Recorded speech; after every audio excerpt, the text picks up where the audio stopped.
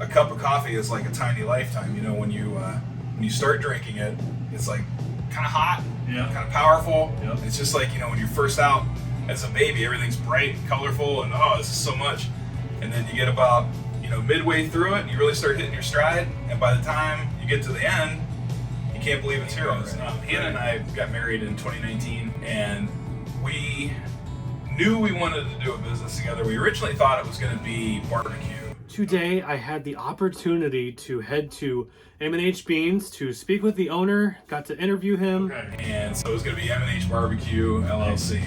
Well, got to know his background behind this, his story behind the journey to M&H Beans. Got some advice, got some really good substance ahead. So let's head on to M&H Beans. So thank you, Mr. Moyer, for allowing me to come to your shop for an interview. It's my pleasure. I guess to start off, I wanted to ask, how did you get started in the business and coffee, and like your first experiences with roasting? How'd you come up with the name? So I've worked in food service since 2001. Okay. And I've worked in a lot of different capacities. I started off working, you know, like in a corporate chain restaurant. Worked in front of the house, back of the house.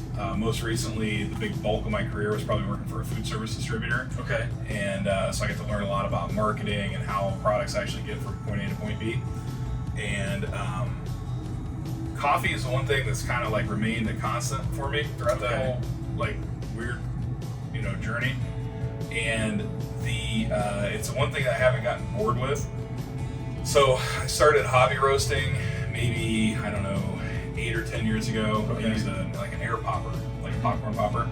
And I really liked doing it. It was a lot of fun. My buddy and I would do it together.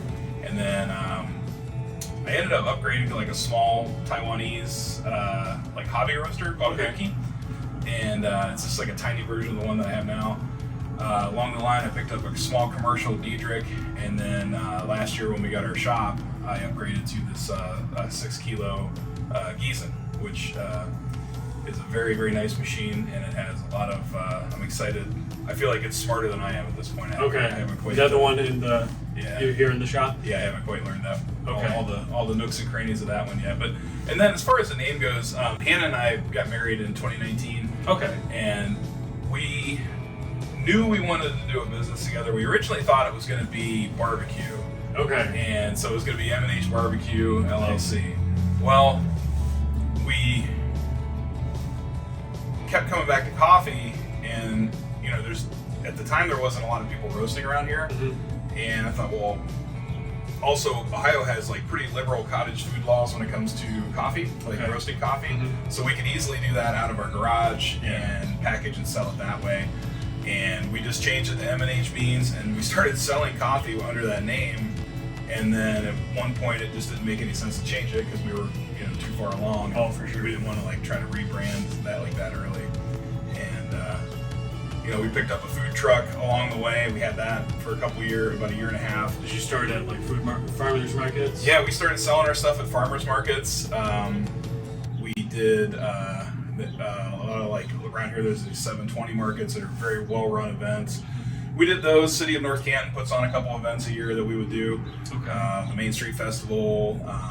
They do a chocolate walk, and we were all part of that kind of stuff. So we developed kind of like a super grassroots following that way. Oh, nice. Yeah. So about that, I noticed on my way in that there's another popular roaster. Is there any like competition there, or is there like, do you have your own following, they have theirs, and just you get your own fan base? I get that question more often than I thought I would, but so competition's good. Yeah. You know, and I guess they are a competitor, but I feel like competition's good because it makes me work harder to be better. Definitely. And but what I really like about it is it brings an awareness of specialty coffee to this area. Yeah. And typically, if you like what those guys have, you're gonna like our stuff. If you like what we have, you're gonna like what they do. And we kind of, Hannah and I put it out like we like to go to breweries. We call it palate cross training when we we drink beer at all these different breweries. We don't always go to the same one. Okay.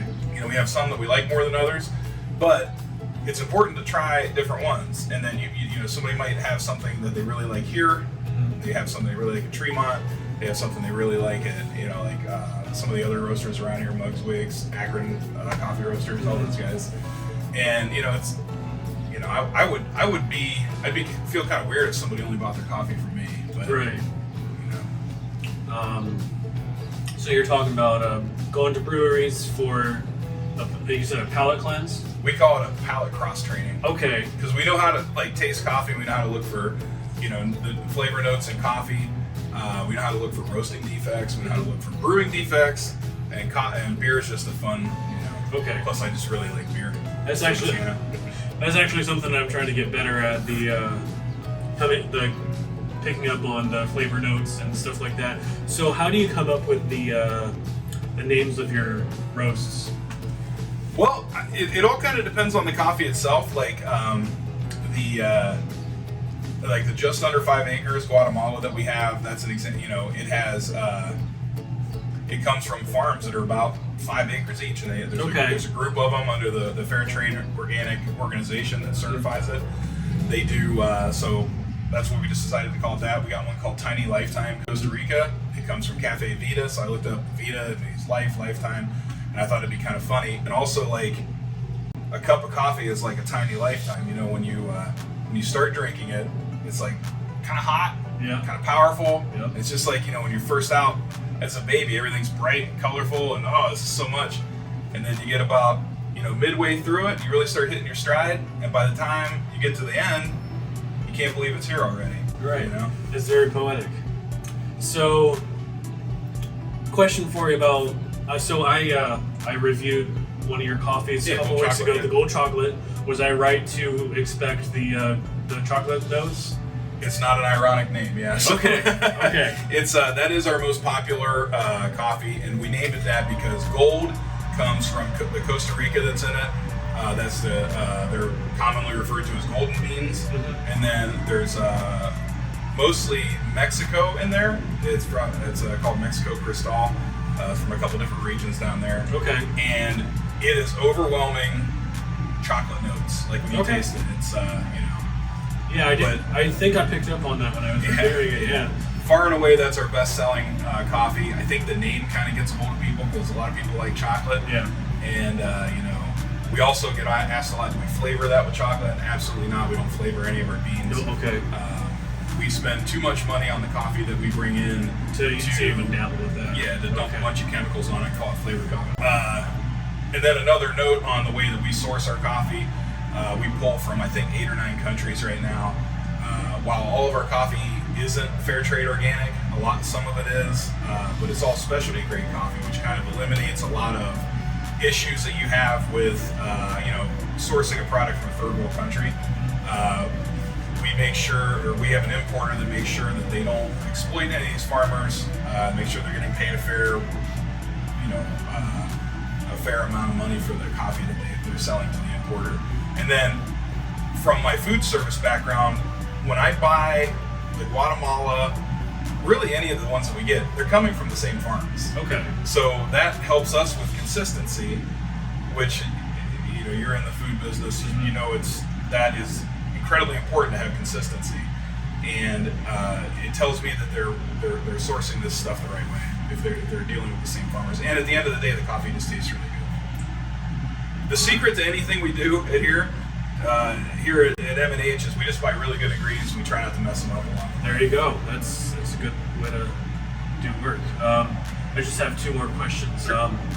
What advice or thoughts would you have for pursuing entrepreneur? Oh, okay. Such as myself. So if you want to do it, figure out a way to do it right now. That was advice. This is not my advice. It's advice I got from 2 different people. Figure out a way to do it right now. A lot of people think that you have to put together a formal business plan, and there's a room for that. Depending on whatever you're doing, you should have an idea of what you want to do. You know, it's like if you don't know what your destination is, you're never going to get there. Right. But there's a way to do what you want to do right now, and it took me a long time to figure that out. And I would say also use your own money as much as you can. You borrow money from a bank, you got to pay that bank back. And you got to pay them back with interest. And my uncle told me, and he probably told me this when I was 15, but it didn't sink in until I was 44. It's hard to get ahead when you're paying somebody else interest. And really, other than that, just really try to educate, whatever you're trying to do, just educate yourself as much as you can about it. Find the right people that can help you with certain things. My best friend knows nothing about coffee. He actually doesn't even like my coffee. He likes Dunkin' Donuts. But he is the best source of business advice I think I've ever gotten from anybody. Wow. And, you know, I wouldn't be in this form if it wasn't for the end of the business advice he gave me, which was, you know, if you can't afford it, you can't afford it. Don't go get a loan to pay for it. Stuff like that. All right. And last thing, I wanted to ask if you had any thoughts. What do you want to say to the fans of J.K. Boxty and of M&H Beans? Well, just, you know, I just want to say thanks to everybody that buys our stuff. You know, you keep us, you know, I like to jokingly say you keep me from getting a real job. But I do, you know, I work very, very hard at this job. I've worked harder at this job than I have at any other one, and I get paid significantly less. But I really love what I'm doing, and I just appreciate any support that people give us along the way. Right on. Yeah. Thank you so much for your time. Thank you, man. Thank you so much for watching. You can find me on social media. I'm on TikTok, Instagram, and Facebook. Here are my handles. And if you'd like to join me for more fun with coffee, subscribe here on the coffee mug. And you can watch the previous video right here. Until next time, happy brewing. I'll see you next time.